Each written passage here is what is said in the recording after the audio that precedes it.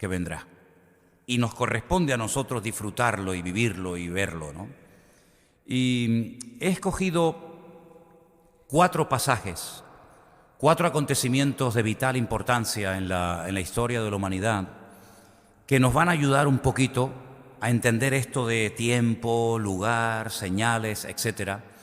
Y les voy a compartir de momento 3, ¿vale? El cuarto lo diré al final si nos da tiempo. Vamos a poner ahí en la pantalla los 3 acontecimientos de los cuales leeremos a continuación unos pasajes. ¿Lo tenemos? Ahí, bien. Noé en su tiempo fue capacitado por Dios para construir un inmenso barco. Un barco realmente gigantesco para su época, y gracias a la obediencia de Noé y gracias a la construcción de ese barco, la humanidad pudo salvarse. Y ahí hay una serie de detalles y de datos muy interesantes que vamos a ver en esta noche. El segundo acontecimiento que sin lugar a dudas marcó un antes y un después, sobre todo en el pueblo de Israel, fue la salida de Egipto. Llegaron 70 personas y 400 años más tarde salieron miles y miles y miles, tal vez millones de personas. El tercer acontecimiento tiene que ver con el cautiverio babilónico. Las tribus del norte no participaron de este cautiverio. Me imagino que ustedes ya saben a estas alturas que el país se fracturó, se dividió. 10 tribus formaron un país, un reino llamado el Reino de Israel. Y las 2 tribus del sur, Judá y Benjamín, formaron el reino de Judá, ¿vale? Fueron las 2 únicas tribus que permanecieron fieles a lo que había sido la casa de David. Y esas tribus del sur, no las del norte, repito, las del sur, como unos 140 y pico años después de la desaparición del reino del norte, son llevadas a Babilonia y están 70 años. Y esas tribus son las que vuelven. Las otras prácticamente desaparecieron o son lo que se conoce como el nombre de las tribus perdidas. Y el cuarto acontecimiento lo pondremos más adelante. Vamos a comenzar por el primero. Génesis capítulo 6, versículos del 11 al 22, nos da una información muy interesante acerca de este acontecimiento de impacto mundial. Porque el diluvio no fue algo local, algo que afectó a los poquitos que había por aquella zona, sino que el diluvio fue algo universal. Miles, tal vez millones de personas murieron, animales desaparecieron, nunca más se supo nada más de ellos. Muchísimas especies, tanto de aves como de animales, de mamíferos y plantas, desaparecieron. Pero en el capítulo 6, a partir del versículo 11, nos da una de las razones por las cuales Dios decidió actuar tan drásticamente. Dice que la tierra estaba totalmente corrompida delante de Dios. Esto es muy importante, porque dice que esa corrupción se hacía delante de Dios. Y además la tierra toda estaba llena de violencia. Así que juntemos violencia y corrupción, o corrupción y violencia. Fue algo que motivó a Dios a decir, basta, hasta aquí hemos llegado. Dios miró a la tierra y he aquí que estaba corrompida, porque toda carne había corrompido su camino sobre la tierra.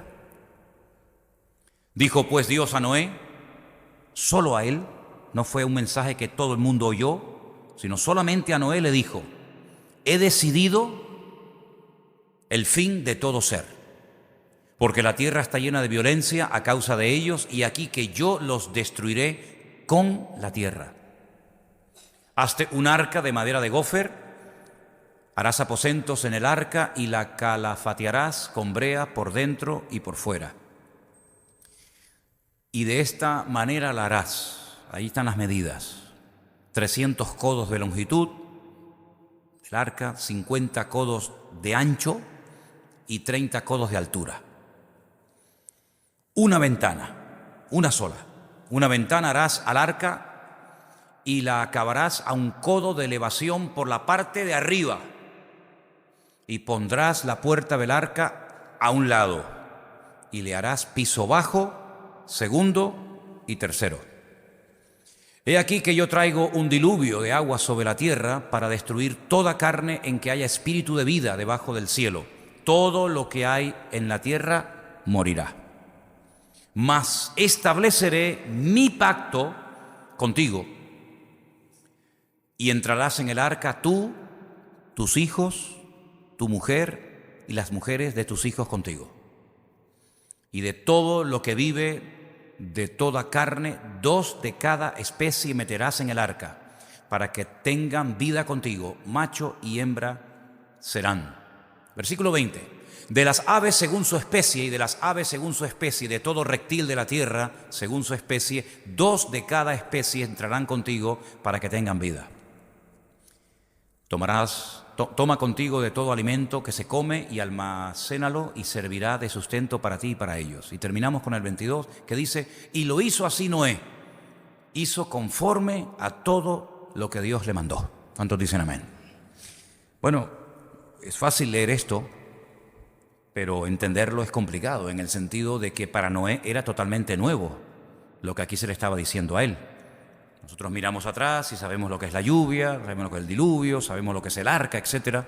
Pero para Noé eran conceptos totalmente nuevos. Incluso el lugar en el que estaba construyendo el arca fue bastante sorprendente, porque no la está construyendo al lado de un puerto, no la está construyendo al lado del mar, sino tierra adentro, como una especie de en el desierto. Construir un barco de casi 300 metros de largo, eso es un disparate, construir un barco allí. Bueno, sin lugar a dudas, aquí detrás de todo esto tiene que haber una sabiduría del Señor realmente especial, porque si a mí me dijera el Señor que construyera un barco con algunos hermanos, yo no sé si eso al final flotaría, yo no sé si al final nos moriríamos, ¿no? Pero la Biblia nos enseña que estuvo casi 120 años construyendo este barco, y además hizo una cosa muy bonita, y es que supo involucrar a su familia en la obra de Dios. No era un loco que se aventuró a construir un barco y la familia se reía de él o se oponía, sino que él, a sus 3 hijos, Sem, Cam y Jafet, los logró envolver en la visión de Dios, en el plan, en el diseño de Dios, y a las esposas de estos y a su misma esposa, y al final sabemos que todos se salvaron, 8 en total, ¿vale? 3 hijos, las esposas, su esposa y él, 8 personas en total. Ahora, si en aquel momento Noé hubiera tenido un sueño personal, automáticamente con esta orden desapareció. Es decir, la voluntad de Dios para la vida de Noé anulaba cualquier proyecto personal que éste pudiera tener. A partir de ese momento en el que recibe la orden de construir el barco, la vida de Noé cambia radicalmente. Ya no hay sueños personales, ya no hay vacaciones, ya no hay yo quiero, yo siento, sino que todo gira en torno al llamado de Dios. Su tiempo, su familia, su energía, su dinero, sus recursos, etcétera, etcétera, etcétera. 120 años metido día tras día construyendo aquel inmenso barco. Uno se pregunta, ¿para qué un barco tan grande para simplemente 8 personas? Bueno, realmente el arca tenía capacidad para que muchas personas pudieran salvarse, pero no quisieron salvarse. Tuvieron más actitud de obediencia a los animales que los mismos seres humanos.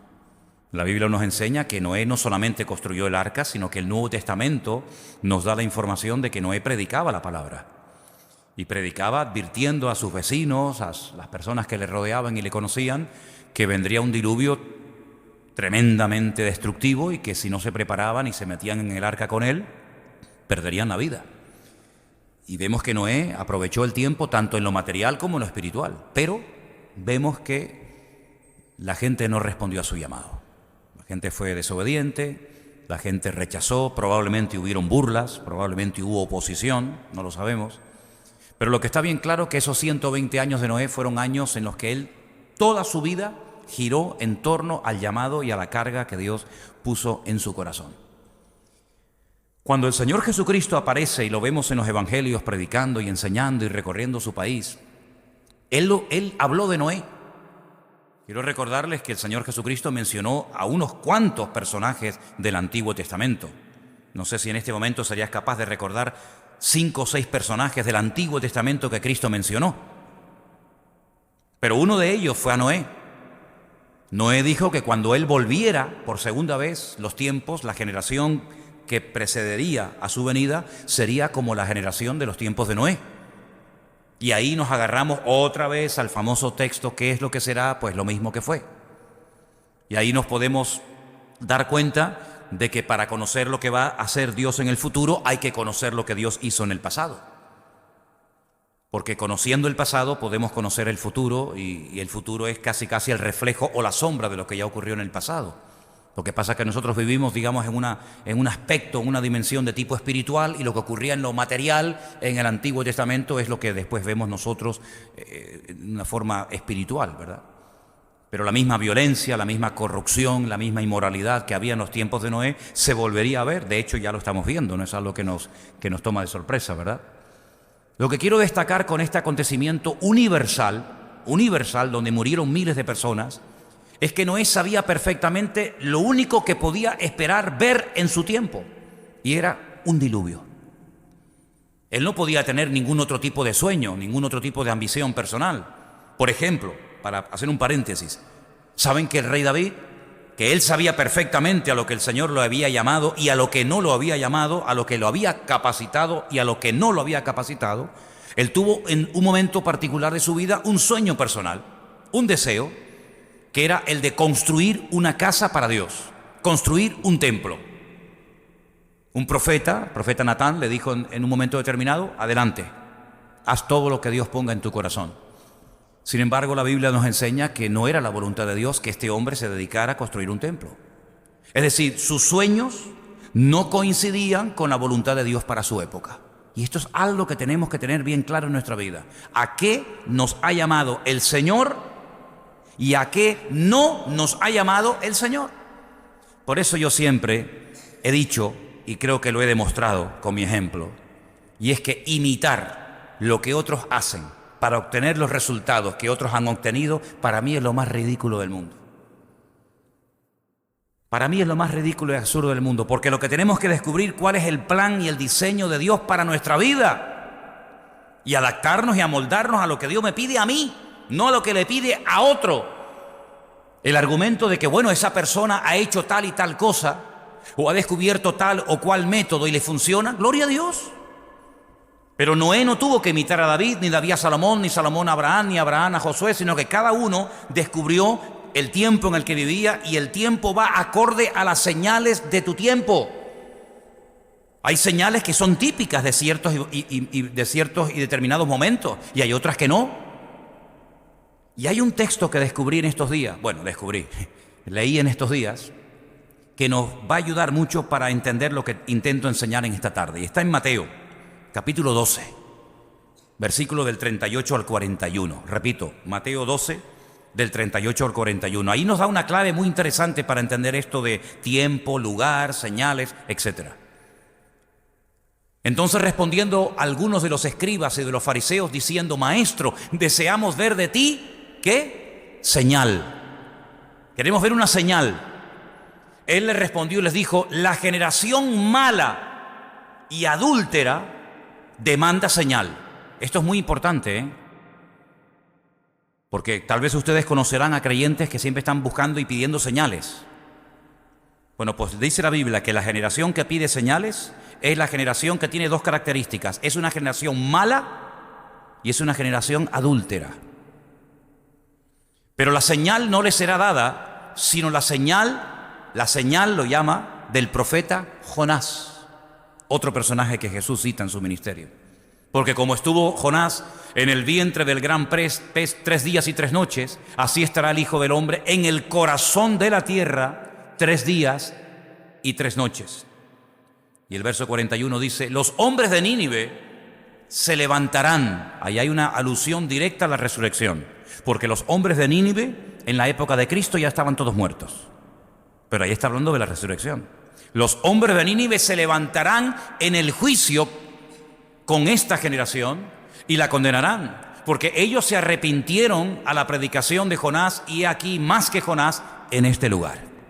Es decir, al Señor Jesucristo le exigían que Él hiciera señales que demostraran que Él realmente era el Mesías.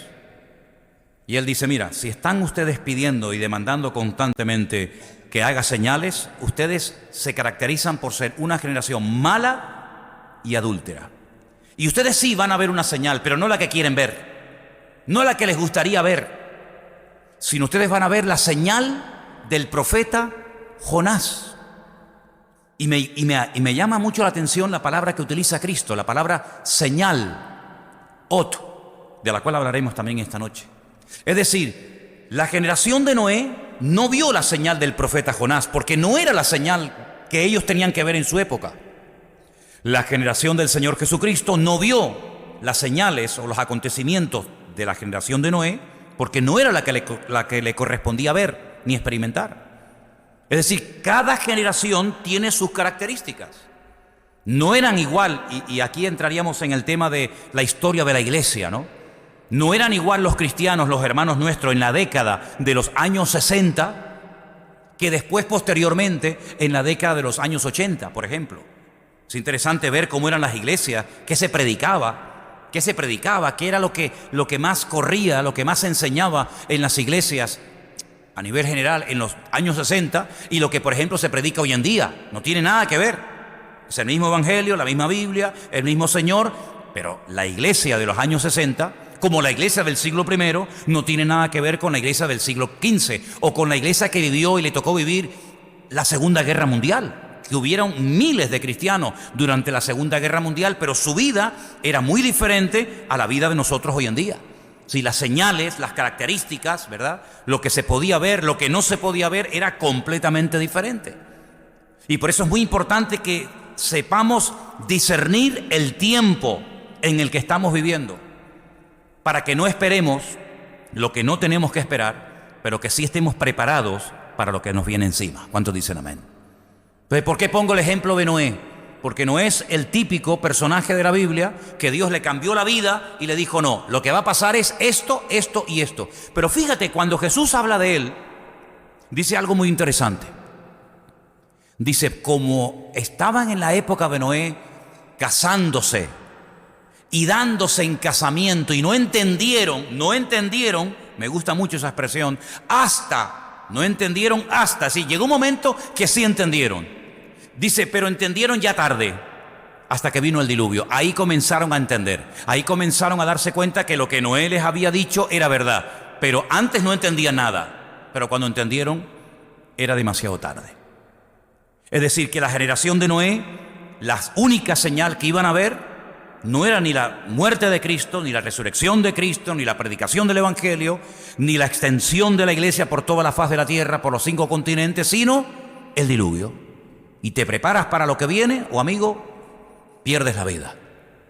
Sin embargo, cuando vamos, por ejemplo, a Génesis, capítulo 15, del versículo 13 en adelante, vamos a ver unas palabras muy, pero que muy interesantes que Dios mantiene con el patriarca Abraham, que en ese momento era Abraham, todavía no le había cambiado el Señor el nombre. El Señor le dijo a Abraham: ten por cierto que tu descendencia morará en tierra ajena.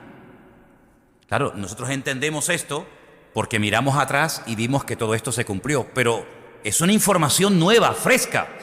El patriarca Abraham en ese momento, la primera vez en la vida que oye estas palabras, es ahí. Dios le está diciendo: ten por cierto, no lo dudes, que tu descendencia morará en tierra ajena. Y además le dice: y serán esclavos allí, en esa tierra ajena, y será oprimida, y le da una cifra. Eso es muy importante. Cuando Dios da años, cuando Dios da una cifra, ojo amigo, porque eso es verídico. 400 años. Es decir, Abraham sabía perfectamente que su descendencia serían esclavos en un país extranjero, y sabía lo que les iba a ocurrir y durante cuánto tiempo estarían siendo oprimidos. 4 siglos, 400 años. Dios le da una información antes de que ocurra dicho acontecimiento, con 400 años de antelación. Sin lugar a dudas, esta información él se la transmitió a su hijo Isaac, Isaac se la transmitió a Jacob, etcétera, etcétera. Más también, versículo 14, a la nación a la cual servirán, juzgaré yo, y después de esto saldrán con gran riqueza. Esclavos, pero ricos. Y esto me llama mucho la atención, porque no es normal que después de 400 años de esclavitud fueran una de las naciones más ricas del mundo. Y sin embargo, eso fue lo que pasó. fueron esclavos, lo perdieron todo durante el período de la esclavitud, pero cuando salen hasta arriba de riqueza, porque dice que los egipcios se lo daban a ellos. Y tú vendrás a tus padres en paz y serás sepultado en buena vejez. Y hay un versículo más, me parece, sí. Y a la cuarta, ahí está, a la cuarta generación volverán acá. No a la segunda, no a la tercera, a la cuarta. Hay que contar. Primera generación, segunda, tercera. A la cuarta generación vendrán acá. ¿Dónde es acá? Donde Dios le está hablando en ese momento a Abraham. Porque aún no ha llegado a su colmo la maldad del amorreo hasta aquí. Es decir, escucha bien, porque yo te voy a decir lo que va a pasar. Tu descendencia van a ser esclavos. Se está refiriendo evidentemente a Egipto. La palabra Egipto, lo dijimos ya muchas veces, es Mitzraim en la Biblia. Hay dos M's, dos letras M diferentes en hebreo. Una M que es abierta y una M que es totalmente cerrada. La palabra Mitzraim contiene las dos letras, las dos M. Cuando se escribe al final de una palabra con la letra M, se tiene que utilizar la Mensofit, es una letra M cerrada, como un cuadrado, totalmente cerrada. Eso es lo que iba a ser Egipto. Una puerta abierta, pero al final se terminaría cerrando y caerían en la esclavitud. Y después de 400 años, yo los sacaré, pero no los sacaré de cualquier manera, deprisa y corriendo, sino los sacaré con gran riqueza y volverán otra vez aquí y este país será vuestro para siempre. Si los datos que le está dando el Señor a Abraham son espectaculares. Por lo tanto, Abraham estaba tranquilo, podía estar tranquilo, en el sentido de que él sabía de que su hijo, cuando él muriera, no iba a ser llevado y esclavizado en Egipto. ¿Por qué lo sabía? Porque Dios le había dicho a la cuarta generación, todavía a ti no te toca.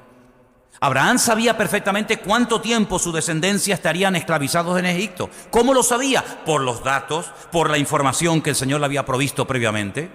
Entonces, él se preparó y preparó a su descendencia para lo que se le venía encima. Y vuelvo a repetir, si no sabemos el tiempo en el que estamos viviendo, no vamos a saber qué es lo que Dios va a hacer y qué es lo que Dios no va a hacer. Haremos una mezcla y estaremos esperando cosas que no van a ocurrir o a la inversa. ¿Por qué dice la Biblia? Velad y orad, velad y orad, velad y orad, para que aquel día no os sorprenda como ladrón en la noche. Es decir, el creyente del siglo XXI que somos nosotros tiene que saber que no vamos a ver la señal del profeta Jonás, que esa fue una señal para la generación de Cristo, que no vamos a ver la liberación de la esclavitud de los hijos de Israel de Egipto, no vamos a ver el diluvio, sino que veremos otro tipo de señales que ellos no vieron, pero que nosotros sí veremos. Y por eso es muy importante saber, el lugar es muy importante, pero también el tiempo. Y el tiempo marca la señal y la señal me indica el tiempo en el que estoy viviendo. Hay otro tercer ejemplo que os quiero poner, también de fechas, de datos, y se encuentra en Jeremías, profeta Jeremías capítulo 25. Dice en el versículo del 11 al 12, Jeremías 25 del 11 al 12, y dice así: toda esta tierra será puesta en ruinas y en espanto. Eso es lo que hay, amigo. Eso es lo que hay, es lo que Dios ha decretado. Toda esta tierra será puesta en ruinas y en espanto. Servirán estas naciones al rey de Babilonia, ¿cuántos? 70, no 80, no 120, no 50, 70 años servirán al rey de Babilonia. Cuando sean cumplidos, ni antes ni después, amigo, cuando sean cumplidos los 70 años, castigaré al rey de Babilonia y a aquella nación por su maldad, ha dicho el Señor, y a la tierra de los caldeos y la convertiré en desierto para siempre. Capítulo 29, verso 10, 29, 10, para aportar más información, dice, así ha dicho el Señor: cuando en Babilonia se cumplan los 70 años, otra vez reitera la cifra, cuando se cumplan los 70 años en Babilonia, yo os visitaré y despertaré sobre vosotros mi buena palabra para haceros volver a este lugar. 3 acontecimientos: el diluvio, que el Señor le dijo a Noé cuándo lo iba a producir y cuánto tiempo estaría en el arca; La salida del cautiverio en Egipto a través de Moisés, a la cuarta generación, ¿verdad? Y el cautiverio babilónico que se llevaría a cabo sí o sí por 70 años. Ahora pueden entender ustedes, cuando Daniel está en Babilonia, que fue llevado cautivo cuando era joven, junto con otros muchos, dice que leyendo en los libros, evidentemente los libros del profeta Jeremías, él sabía que el tiempo estaba a punto de cumplirse, porque el Señor había establecido un tiempo, y el tiempo eran 70 años. Cuando se cumplan los 70 años, se acabó el cautiverio y ya el Señor nos volverá a llevar a nuestra tierra. Por eso les decían los profetas, habitúense, acostúmbrense a vivir allí, no estén todos los días orando, Señor, sácanos de aquí, no se amarguen, no se depriman, porque por mucho que oren, por mucho que ayunen, por mucho que hagan guerra espiritual, como lo llaman algunos, por mucho que se pongan, de aquí no van a salir hasta que se cumplan 70 años.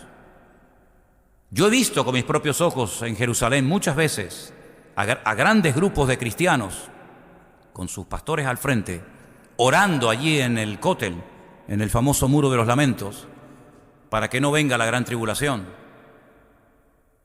Y para mí es perder el tiempo.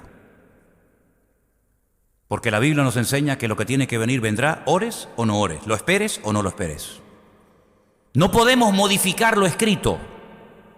Tenemos que discernir lo que está escrito y pedirle sabiduría al Señor para saber cómo vivir en lo que nos corresponde tocar, ver, sentir y experimentar. Si usted está en el cautiverio en Babilonia, no pierda el tiempo orando y ayunando para salir la semana que viene. Señor, castiga a los babilonios, reprendo al diablo de Nabucodonosor, ato a los poderes infernales, que nos saque. Estás perdiendo el tiempo. Como muchos cristianos pierden el tiempo orando por cosas que no van a ver en su generación. Pero parece que la oración es como la llave maestra, que todo lo que pedimos, Dios sí o sí nos lo tiene que conceder, y nos equivocamos, amigos. Nos equivocamos. Cuando, por ejemplo, Elías dijo, no va a llover, no va a llover. Oren, reprendan, ayunen, revuélcanse, hagan guerra espiritual, traigan el evangelista famoso de no sé qué sitio, hagan un congreso de guerra espiritual, traigan a quien ustedes quieran, aquí no va a llover en 3 años y medio. Así que no perdamos el tiempo. Entonces la iglesia, nosotros hoy en día, cristianos del siglo XXI, tenemos que saber cuáles son las señales que vamos a ver y las que no vamos a ver según el tiempo y el lugar en el que vivimos. Porque de lo contrario vamos a hacernos una expectativa falsa de cosas que no van a venir y nos podemos llevar grandes palos por no habernos preparado para lo que el Señor dice que sí tenía que venir. Primeramente tenemos que discernir el tiempo y captar el mensaje de mi tiempo, de mi generación. Actuar en consecuencia, repito, discernir el tiempo, captar el mensaje y actuar en consecuencia al tiempo en el cual Dios me ha puesto. ¿Cuál es la señal o señales que veré en mi tiempo y cuáles no? Porque la señal indica el tiempo y el tiempo indica la señal. La palabra señal es una palabra que a mí me llama mucho la atención, es una palabra simplemente de 2 letras en hebreo, es la palabra ot. Y he buscado esa palabra, señal, en diferentes pasajes de la Escritura y la he encontrado en 3 lugares muy interesantes. Por ejemplo, Génesis 4:15, ahí aparece la palabra señal o la palabra ot. Y dice así, le respondió el Señor, ciertamente cualquiera que matare a Caín, 7 veces será castigado. Entonces el Señor le puso un ot, le puso una señal en Caín, para que no lo matase cualquiera que lo hallara. Claro, si te metes en internet y buscas cuál era la señal de Caín, vas a escuchar de todo. Unos dicen que hasta Dios le puso una letra de su nombre en la frente, otros dicen que lo convirtió en negro, y vas a escuchar todo tipo de explicaciones habidas y por haber. Pero yo digo una cosa, hermanos, ¿y cuántas veces tengo que decir esto? Lo que no dice aquí, ya lo puede decir el Papa de Roma, que no tiene ninguna credibilidad. Lo que dice aquí, toda. Lo que dice fuera de aquí, ninguna. ¿Cuál era la señal de Caín? Nadie te lo puede decir, ni los judíos te lo pueden decir. ¿Sabes por qué? Porque la Biblia no lo dice.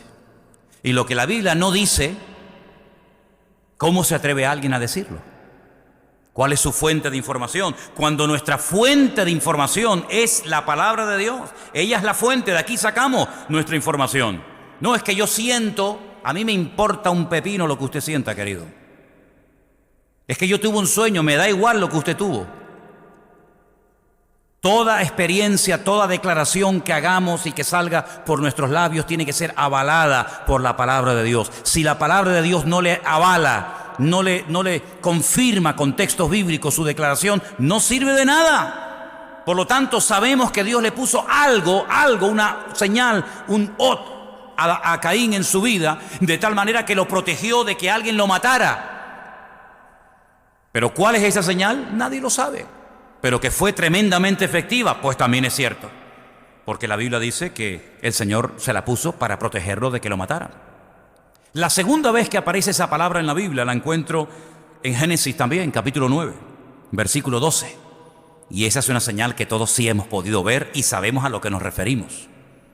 Dios dijo, esta es la señal del pacto que yo establezco entre mí y vosotros y todo ser viviente que estará con vosotros por siglos perpetuos.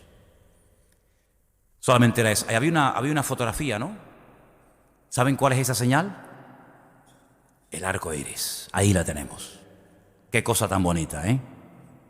Pero el arco, si os dais cuenta, apuntando hacia arriba, no apuntando hacia la tierra.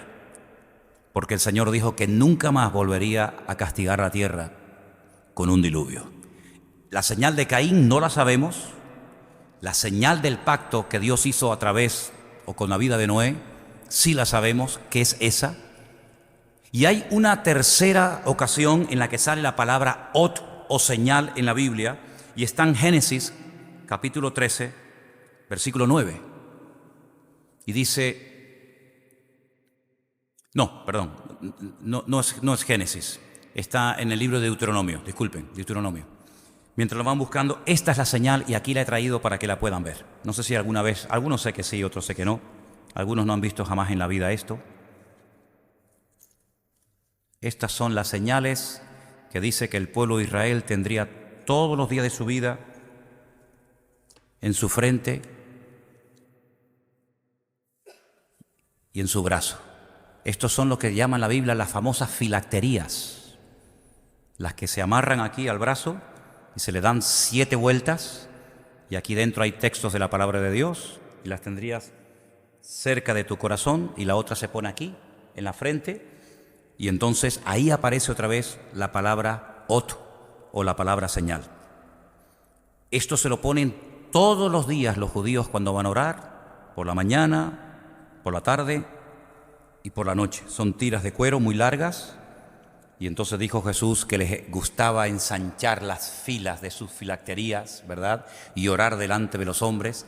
Las puedes alquilar en las calles peatonales de Israel, las puedes alquilar en el aeropuerto. Es lo que yo llamo el kit de oración. Esto lo llama la Biblia ot, una señal entre tus ojos y una señal cerca de tu corazón. La de Caín no sabemos cuál es.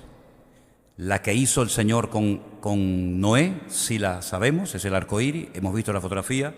Y la tercera vez que aparece esta palabra en la Biblia, estas son las filacterías o los tefilín, que llama la Biblia, aquí lo tenéis, por si después queréis verlo. Tenemos un cuarto acontecimiento que es el que a nosotros nos va a afectar. Y ese, ahí está, y atarás como una ot, como una señal en tu mano, y estarán como frontales entre tus ojos. Fue un mandato que Dios le dio al pueblo de Israel para que esas cajitas que dentro tienen versículos bíblicos siempre estuvieran cerca de su corazón y siempre estuvieran cerca de su cabeza, de sus ojos. El brazo y la frente y el brazo. Qué interesante. El anticristo dice que marcará a la gente en su frente o en su brazo, imitando siempre al Señor. Qué interesante, ¿verdad? Qué interesante. El cuarto acontecimiento está en el Nuevo Testamento. Aunque hay más escritura en el Antiguo Testamento. Escuchen bien este dato, espero que lo pueda decir bien. Hay más información en lo que llamamos Antiguo Testamento para estudiar la segunda venida de Cristo que la primera. Es decir, estudiando solamente el Nuevo Testamento, tú llegas a la conclusión de que el Mesías tendría que venir dos veces. Una vez a morir y otra vez a reinar. Si no leyéramos nunca el Nuevo Testamento, sabríamos perfectamente que el Mesías tendría que venir en varias ocasiones. Ahora, ¿por qué yo muchas veces cuando voy a alguna iglesia o a retiro de pastores o algún curso que damos por ahí, yo les digo, hermano, os voy a decir algo, no os sorprendáis, hoy no va a venir el Señor Jesucristo? Y claro, se quedan así como diciendo, ¿cómo? ¿Cómo? ¿No va a venir hoy? Digo, no. ¿Y cómo lo sabe Dios? ¿Cómo no lo sé? ¿Y tú no lo sabes? No, el Señor dice que puede venir en cualquier momento. Digo, sí, pero hoy no va a venir. Pero hermano, ¿cómo dice eso? Digo, porque la Biblia lo dice. Y la gente ya se queda ahí un poco trastocada, porque a mí me gusta muchísimo hacerle a la gente pensar. Porque hay creyentes que repiten lo que creen, lo que dicen que creen como los loros. Pero no porque lo hayan comprobado. No porque lo hayan leído. No es el copia y pega. No. Es porque te has metido en las páginas de la Biblia y has estudiado horas y horas y horas y lo que crees lo puedes demostrar con la Escritura. Hay un pasaje extraordinario en el Nuevo Testamento que nos hace mucho bien en el sentido de que nos da la información de las señales o de las cosas que podemos ver en nuestra generación, en nuestro tiempo. Y está en 2 de Tesalonicenses capítulo 2, del 1 al 10. Preste atención porque esto es como una cadena. Como los eslabones de una cadena, ¿verdad? Uno te lleva al otro, el otro te lleva al otro y así sucesivamente. Escucha, con respecto a la venida de nuestro Señor Jesucristo y nuestra reunión con Él, no lo cambies hasta que yo te diga. Os rogamos, hermanos, escuchen bien, con respecto a la venida del Señor Jesús, hay dos palabras en el Nuevo Testamento para hablar de la venida de Cristo. Una es la palabra parausía y otra es la palabra epifanía. Estamos hablando en griego. Una es la palabra que se utiliza para hablar de la primera venida de Cristo, que es la epifanía. Y otra es esta, con respecto a la venida, que es la palabra parausía, que es una palabra que se emplea única y exclusivamente en el Nuevo Testamento cuando se hace referencia a la segunda venida de Cristo. Cuando Pablo está escribiendo esta carta a los tesalonicenses, ya Cristo se fue, ya Él no estaba en la tierra como estuvo con sus discípulos. Por lo tanto, Pablo está hablando de una segunda venida, de la parousia, de la aparición visible y física del Mesías. Con respecto a esa venida, hermanos, os rogamos, cambiamos, que no os dejéis mover fácilmente de vuestro modo de pensar, ni os conturbéis, ni por espíritu, ni por palabra, ni por carta, como si fuera nuestra, en el sentido de que el día del Señor está cerca. Nadie os engañe en ninguna manera, porque no vendrá. ¿Quién no vendrá? ¿De qué estamos hablando? Del Señor. ¿Sí o no? De la venida del Señor, de la parousia del Señor. Él no vendrá sin que antes, Él viene, claro que viene, pero no va a venir hasta que venga la apostasía. ¿Lo veis o no? Y se manifieste el hombre de pecado y el hijo de perdición. Paramos. Hermanos, no se pongan nerviosos, no se preocupen. El Señor viene pronto, el Señor está cerca, pero no vendrá. Te lo está diciendo. Viene, que no se preocupen, que Él viene. Pero no va a venir hasta que pasen dos cosas. La apostasía y se manifieste, se dé a conocer el hombre de pecado, el hijo de perdición. Primero, ¿qué es la apostasía? Dice el Espíritu claramente que en los postreros días algunos apostatarán de la fe escuchando a espíritus engañadores. ¿No dice eso una de las cartas de Pablo a Timoteo? La apostasía es la marcha atrás, la renuncia por parte de algunos que tal vez experimentaron, conocieron, probaron del don celestial, dice la Biblia, pero que dan marcha atrás, pisotean la sangre de Cristo, vuelven atrás, rechazan el Evangelio. También tiene que ver con el desmadre, con el descontrol, con todo vale. No hay principios, no hay valores, no hay moral, no hay nada. No hay absolutos, todo es relativo. Te gusta, hazlo. Te cae mal, no lo hagas. La apostasía es el descontrol, la anarquía total y absoluta en el mundo natural y espiritual. ¿Eso ha venido? ¿Se ve eso ya? Hombre, por favor, solamente hay que dar una vueltita por nuestra ciudad en estos días, ¿no? Estos políticos que se van a desayunar con los pastores de vez en cuando, y que a algunos se les cae la baba. Es que tengo que decir esto, porque si no digo esto reviento. Estos políticos que van a desayunar con los pastores de vez en cuando y los pastores se empujan el uno al otro para salir en la foto, para que vean que salí con el presidente o con el alcalde Estos son los que están financiando toda esta basura que estamos viendo en estos días, que hasta muchos inconversos en estos días, hasta hoy mismo me dicen, oye, qué vergüenza tú, qué desastre. Levántate tempranito a la mañana y vete por aquí, por la zona del Parque García Sanabria o del Don Quijote o de la zona del estadio para que veas vómitos, borracheras, parejitas jóvenes, chicas jovencitas totalmente destruidas. ¿Y quién potencia todo eso? ¿Quién permite todo eso? ¿Quién financia todo eso con nuestros impuestos? ¿Quién? Los mismos que van a los desayunos de los pastores. Los mismos.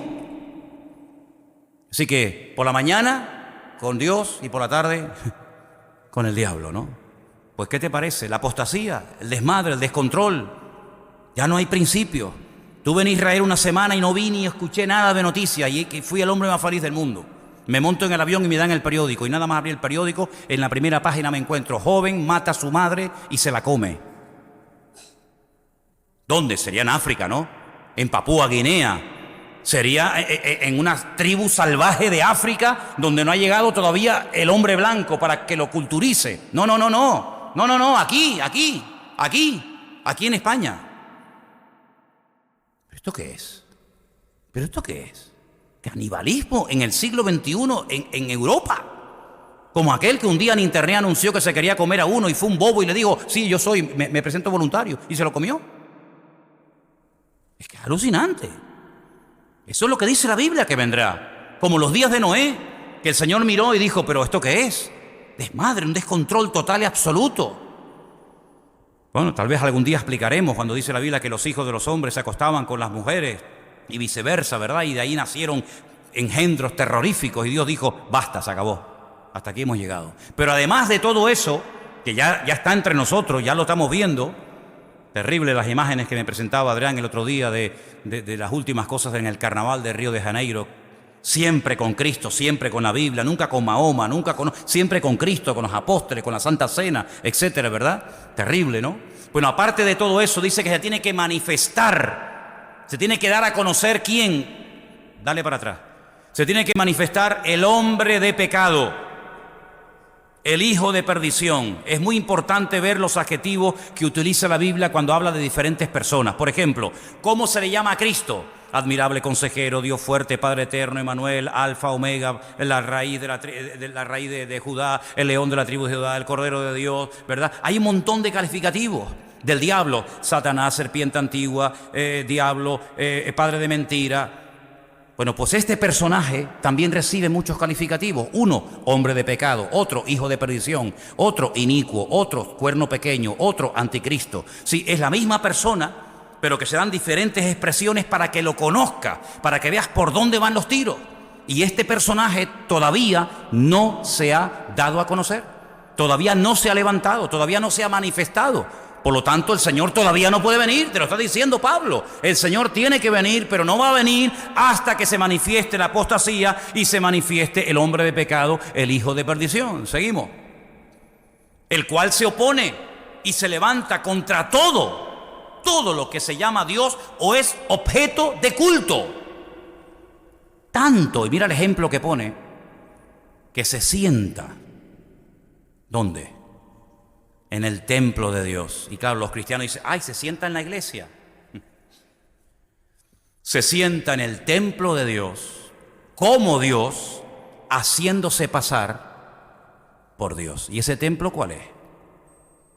¿Cuál era el único templo que Dios tenía en aquella época, hermano? El templo de Jerusalén, mi hijo. ¿Y dónde está ese templo? No existe. No hay el templo de Jerusalén hoy en día. Es que he estado 13 años seguidos yendo a Jerusalén y todavía no se ha construido.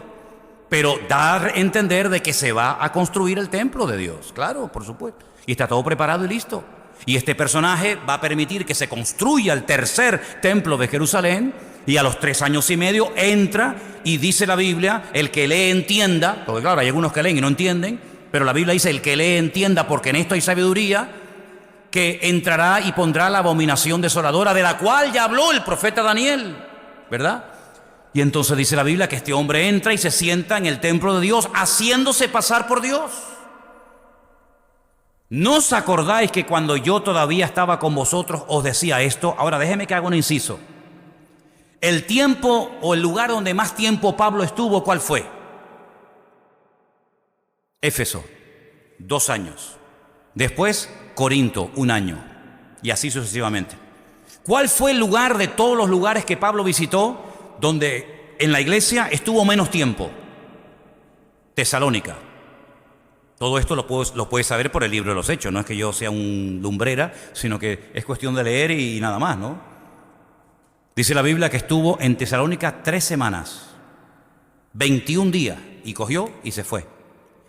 En esos 21 días, en esas 3 semanas, miren el nivel de enseñanza de Pablo. Les habla del anticristo, les habla del hombre de pecado, del hijo de perdición, les habla a un nivel de enseñanza espectacular y dice, ¿no se acuerdan que yo cuando estaba con ustedes os compartía estas cosas? Cuando hay cristianos que esto no lo han oído en la vida. Nunca me olvidaré una vez que me invitaron en la península a un retiro y me dijeron que hablara solo de Daniel y de Apocalipsis. Y estuvimos en un colegio unos cuantos días dando estudios de Daniel y Apocalipsis. Y una noche una persona en mi habitación que se dedicaba a servir al Señor me dice, Manolo, te confieso que de este tema no tengo ni la más remota idea.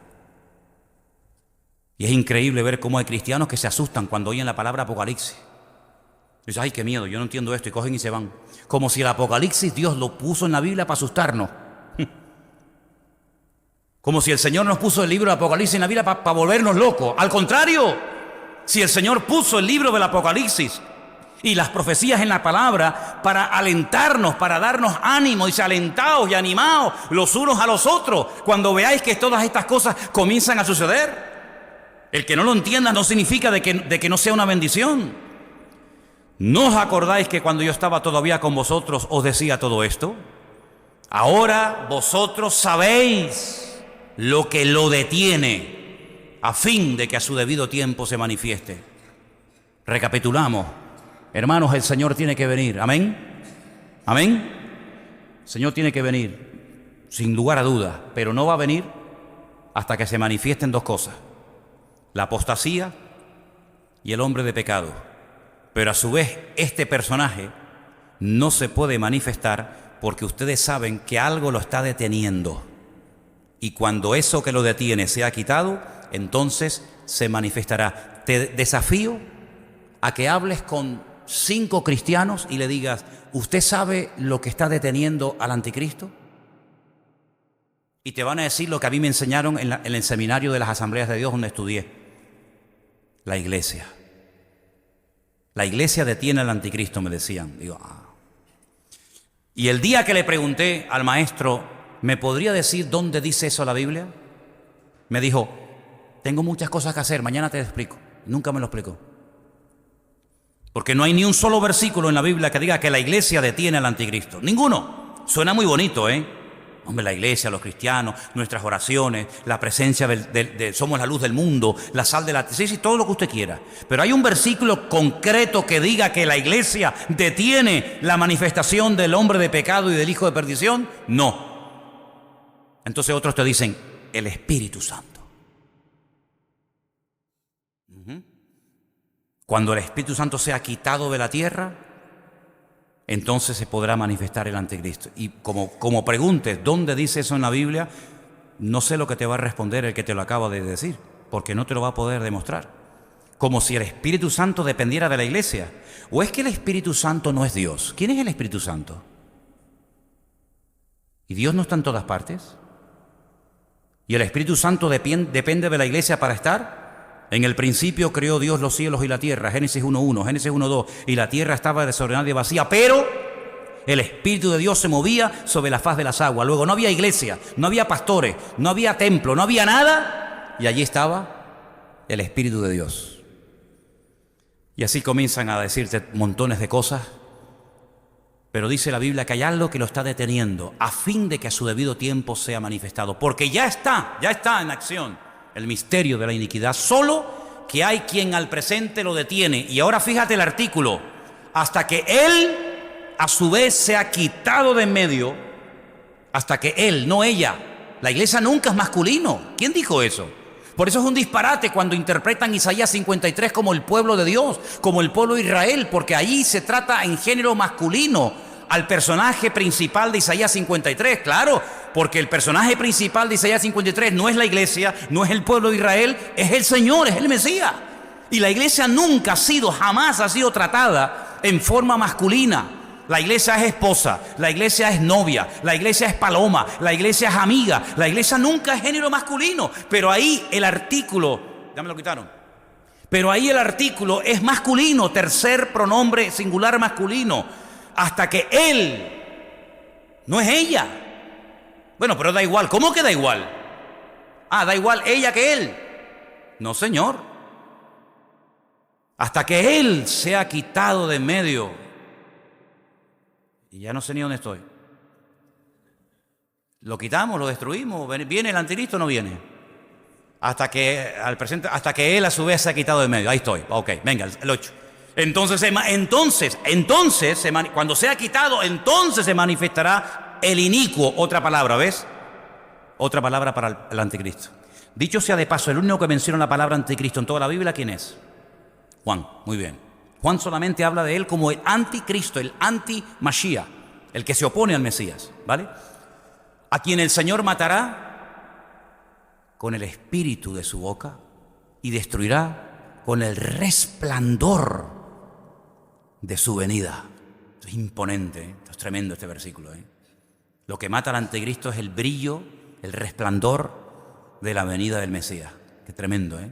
Inicuo, cuyo advenimiento, cuya aparición o manifestación es por obra de Satanás. Esas películas de Hollywood que uno se acuesta con una mujer y nace el anticristo, que fue que el diablo se acostó con un...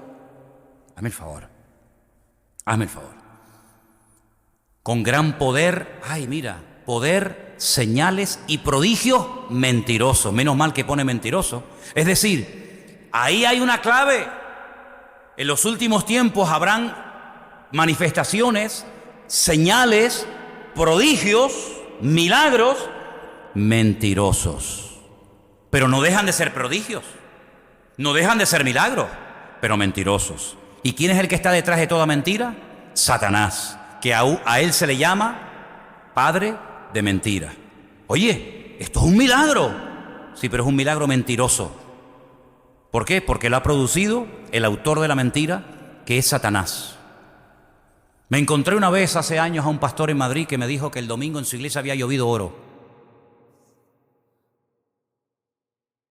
Interesante. Digo, y cayó mucho. Ese hombre, no era para recogerlo con palas, pero algo cayó. Además te lo puedo demostrar. Digo, ay, qué bien. Abrió así la chaqueta, se sacó, un fisquito ahí de papel, así chiquitito, y me dice, mira. Digo, espérate que yo con gafas no veo. Digo, ¿esto qué es? No, pero míralo bien, Manolo. Ya lo estoy mirando bien, ¿no lo veo bien o qué? Dice, mira, este fisquito así de papel, yo lo que hice así del suelo, lo cogí así, y mira, esto es oro. Digo, perdone la expresión, pero le dije así, tú me estás vacilando, hermano. Es que tengo la impresión de que me estás tomando el pelo. Yo ya soy muy grande para que me tomes el pelo, ¿viste? Es decir, mi Señor hace una ciudad que tiene 7.000 kilómetros de largo, 7.000 de ancho y 7.000 de alto de oro puro. Y tú me dices que el Señor barrió el culto ayer y cayó esto en el culto. señales y prodigios mentirosos. Estas señales seguirán a los que creen en mi nombre. Escucha esto, porque esto es muy importante, porque esto puede traer bendición o ruina a una iglesia. El Señor no dijo señales seguirán. No dijo eso, hermano. Dijo estas señales seguirán a los que creen. Estas señales, no cualquier señal. ¿Por qué acotó y por qué dijo estas señales? Porque no son todas las cosas que vemos y nos cuentan que son señales producidas por el poder y la manifestación del poder de Dios. Pero hermano, la Biblia dice, el Señor dijo que obras mayores que las que Él haría, que las que Él hizo haríamos. Digo, sí, mayores en cantidad, pero nunca le ganaríamos al Señor haciendo cosas que Él no hizo. ¿Has resucitado muertos? ¿Has limpiado leprosos? ¿No? Pues ya bastante tenemos con eso como para tratar de hacer cosas que ni Cristo hizo. Señor es nuestro ejemplo en todo.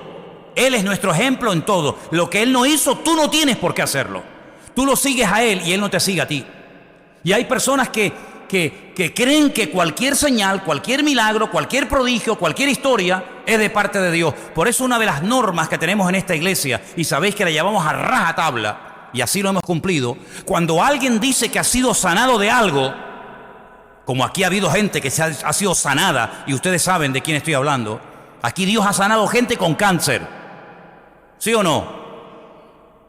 Muy bien. ¿Cómo sabemos que usted tenía cáncer? Traiga los papeles.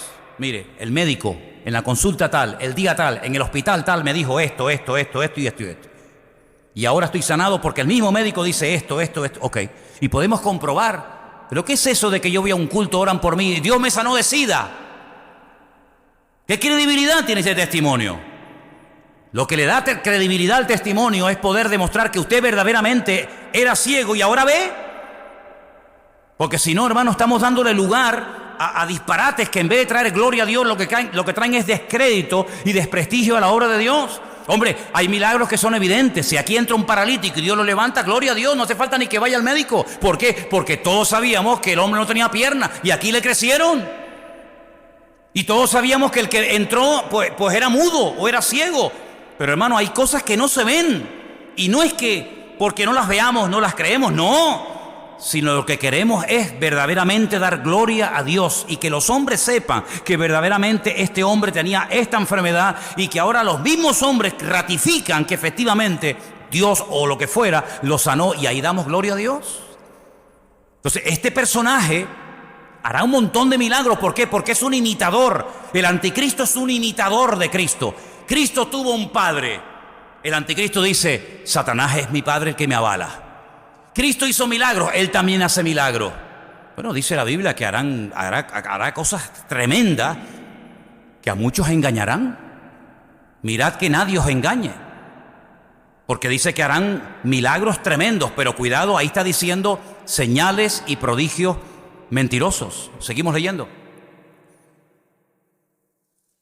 En 2 Tesalonicenses capítulo 2, estamos leyendo desde el versículo 1 hasta el versículo 10. Con todo engaño de iniquidad para los que se pierden, por cuanto no recibieron el amor de la verdad para ser salvos. Es decir, el apóstol Pablo dice, miren hermanos, no nos dejemos engañar fácilmente. Habrán señales, pero no todas las señales que vamos a ver son de parte de Dios. Van a haber señales mentirosas, producidas por espíritus inmundos. Satanás también es capaz de hacer cosas tremendas. ¿Cuál fue el primer milagro del diablo? El primero, meterse dentro de un animal hermoso como era la serpiente en aquel momento y a través de una serpiente hablar. ¿Eso no es un milagro? ¿O es que las serpientes hablan? ¿Eso no es un milagro? ¿No dijo el Señor Jesucristo a través de la pluma de Pablo, cuidado porque se disfraza y hasta si se tiene que hacer pasar por un ángel de luz, que se disfraza también de ángel de luz? Él le encanta, él tiene todos los disfraces habido y por haber, es capaz de vestirse de pastor, es capaz de disfrazarse de político, es capaz de disfrazarse de hombre, de mujer, de sabio, de erudito, de teólogo, de artista, de pintor, de lo que quiera. Porque dice la Biblia que cuando Dios lo creó fue el sello de la perfección, acabado en hermosura, lleno de sabiduría. Nunca Dios dijo eso de nadie. Nunca dijo Abraham, acabado en hermosura, lleno de sabiduría, no. Pero cuando creó a este personaje, que en un principio no era de Satanás, sino era un tremendo arcángel poderoso de parte del Señor, dice, acabado en hermosura, el sello de la perfección y lleno de sabiduría. Mira cómo lo vistió. Ni Adán lo vistió así. Adán lo dejó desnudo. Adán y Eva estaban desnudos. Pero cuando creó a este, le puso las mismas piedras preciosas que le puso al sumo sacerdote en el templo de Jerusalén. Esmeralda, carbunclo, topacio, diamante, piedras preciosas. Era todo su vestido, era algo espectacular. Y dice que se enalteció y allí comenzó su ruina. ¿Te das cuenta? Entonces las señales que vemos en el cautiverio en Babilonia eran las señales típicas de su época. Así que no se preocupen si vamos a estar aquí 70 años. Adáctense, marquen una diferencia, aprovechen las oportunidades para testificar. Lamentablemente a veces somos como los camaleones, ¿verdad? Nos adaptamos a lo malo en vez de marcar una diferencia. Cantadnos cánticos de esos tan bonitos que cantabais en Sion, cuando alababais a vuestro Dios en el templo. Dice, ¿cómo? ¿Que cantemos aquí? Claro, si aquí es donde hay que cantar. En el templo no cuesta cantar. Aquí es donde hay que cantar, porque esos cánticos son salmos. Y esos cánticos van a dar testimonio de la existencia de Dios. Pero ellos decían, no, nosotros no vamos a cantar. Nosotros no vamos a cantar a Dios, cántico a nuestro Dios en tierra de extraños. Y cogían los instrumentos musicales y los colgaban en los sauces y decían, ay, Jerusalén, Jerusalén, si me olvidare de ti, que pierda mi diestra su destreza y mi lengua se pega a mi paladar. ¿Cómo cantaré al Señor en tierra ajena? Pues si es ahí donde tienes que cantar, si es ahí donde tienes que marcar una diferencia, ¿te das cuenta? Entonces, sabemos que tenemos que vivir en una sociedad donde tenemos presión por todas partes, pero ¿cuál es la señal de estos tiempos? Violencia, engaño. No hay principio ni valores por ninguna parte. Los hijos mangonean a los padres son los siervos de los hijos, ¿verdad? Donde los políticos por la mañana desayunan con los pastores y por la tarde se disfrazan de mujer y se van al carnaval. El mismo que por la mañana dijo, sí, oren por mí, y le impusieron las manos y oraron, es el mismo que por la tarde va y hace el desmadre como uno más, ¿verdad? Donde no hay principios, donde no hay valores, donde no hay moral. Y nosotros nos ha tocado vivir en tiempos peligrosos. Y quiero terminar este estudio en esta tarde leyendo unas palabras que el apóstol Pablo le dedicó a Timoteo, hablando acerca de los tiempos finales en los cuales nos ha tocado vivir a nosotros. Vamos a una de las cartas del apóstol Pablo, por favor, a Timoteo, donde él habla acerca del carácter de los hombres en los últimos tiempos, por favor. Estamos en Primera de Timoteo, carácter de los hombres en los últimos tiempos. Segunda de Timoteo, capítulo 3. Esto es para nosotros. Esto es lo que vamos a ver nosotros. No la señal del profeta Jonás. Yo esa señal no la voy a ver. Yo no tuve la dicha de ver a Cristo con mis propios ojos, ni tú tampoco. Jesús dijo, ¿cuántos reyes, cuántos profetas desearon ver lo que ustedes vieron y oyeron? Y no lo vieron ni lo oyeron, pero ustedes sí, porque les tocó a vosotros. Eso no nos tocó a nosotros. Nosotros no vimos a Cristo en su primera venida, no lo vimos. No escuchamos el sermón del monte de labios de Él. Me lo sé de memoria porque lo he leído, pero no porque lo he oído. Sé que sanó a ciegos, a paralíticos, a mudos, que era amigo de Lázaro, que sanó a una mujer con flujo de sangre, a otra encorvada en la sinagoga. Todo eso lo sé porque lo he leído, pero no lo vi. Pero ellos no tenían que leer nada, ellos lo veían cada día. Porque cada generación tiene su característica. ¿La nuestra cuál es? La que dice Segunda de Timoteo capítulo 3, verso 1. Tienes que saber esto, que en los postreros días, y yo pregunto, hermanos, ¿cuántos de los que están aquí esta noche creen que estamos ya en los últimos tiempos? Nosotros somos los cristianos de los últimos tiempos. Somos los más cerca de estos últimos tiempos que la generación anterior, evidentemente. Pues tenemos que saber que en los postreros tiempos vendrán tiempos, ¿qué? Peligrosos. La palabra peligrosos en griego es chalepos. Tiempos desprovistos de moral, de principios. Eso es lo que significa la palabra. Tiempos peligrosos. Donde habrá hombres amadores, pero de sí mismo. En vez de amar al prójimo, amadores de sí mismo. ¿Cuántos gimnasios han proliferado en los últimos años? Salgan por la calle, por esta zona, y empiecen a contar los gimnasios, el culto al cuerpo. Tengo que estar, ¿verdad? Y si no, me opero, me quito, me pongo, me ensancho o me recojo.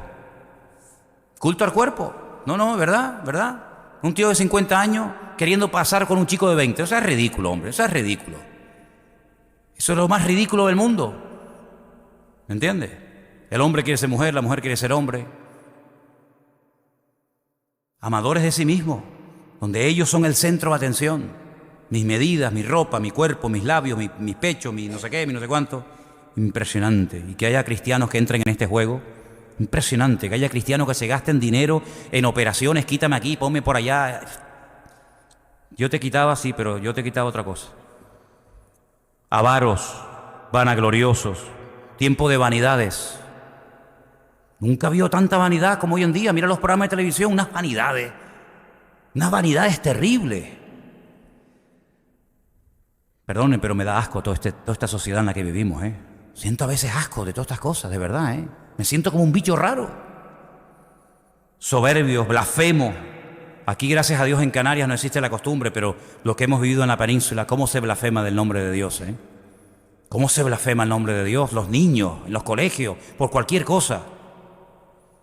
Ingratos, desobedientes a los padres. ¿Conocen alguno así? Impíos, sin afecto natural, implacables, calumniadores, intemperantes, crueles, aborrecedores de lo bueno, traidores, impetuosos, infatuados, amadores de los deleites más que de Dios. Tendrán, eso me gusta, tendrán apariencia de piedad, pero negarán la eficacia de ella. A estos evita. Estos que están ahora en el desmadre total y absoluto son los mismos que después se ponen su frac, su chaqueta y su corbata con su bastón de mando y se van a las procesiones de Semana Santa en la laguna, con el Cristo de la Laguna, con la doña que está allí, un pueblo un poquito más abajo que va para el sur, ¿verdad? Los mismos que se desmadraron, los mismos que hicieron burradas, son los mismos señores que ahora con traje y corbata, con apariencia de piedad, sinvergüenzas. Tendrán apariencia, pero negarán la eficacia de ella. Estos son los que se meten en las casas y llevan cautivas a las mujercillas cargadas de pecado, arrastradas por diversas concupiscencias. Están siempre aprendiendo y nunca llegan al conocimiento de la verdad. Es increíble, no se enteran de nada. Hablas con ellos y dices, pero este hombre es pastor, pero este hombre es cristiano. Y no se enteran de nada. De la manera que Janes y Jambres resistieron a Moisés, estos resisten a la verdad. Tienen respuesta para todo. Don respuesta. Tienen respuesta para todo. Pero mira, hermano, es que la Biblia de Santiago. No, pero mira, realmente no dice eso la Biblia. Pero mira, hermano, es que la Biblia habla de oración. No, pero tampoco te lo tomes tan a pecho. Pero mira, hermano, es que la Biblia habla de congregación. Sí, pero tampoco te pongas tan fanático ahora que parece que... Es impresionante. ¿Conocen gente así? Resisten a la verdad, corruptos de aquí, de entendimiento, flechas, vivos para los negocios, pero para la obra unos inútiles. Réprobos en cuanto a la fe, no irán adelante porque su insensatez será manifiesta a todos. Las ovejas a veces son más listas que los que están en los púlpitos. ¿Cómo puede ser eso? El pueblo común y llano tiene más sentido común que los jueces que tienen que dictar sentencia. ¿Cómo es posible que la gente diga, pero cómo es posible que este hombre ha matado, ha violado, ha quemado, ha torturado, ha hecho burrada y ahora está de permiso otra vez en la calle? La gente con más sentido común que los que tienen autoridad, pero autoridad para lo malo. Ojalá la utilizaran para lo bueno.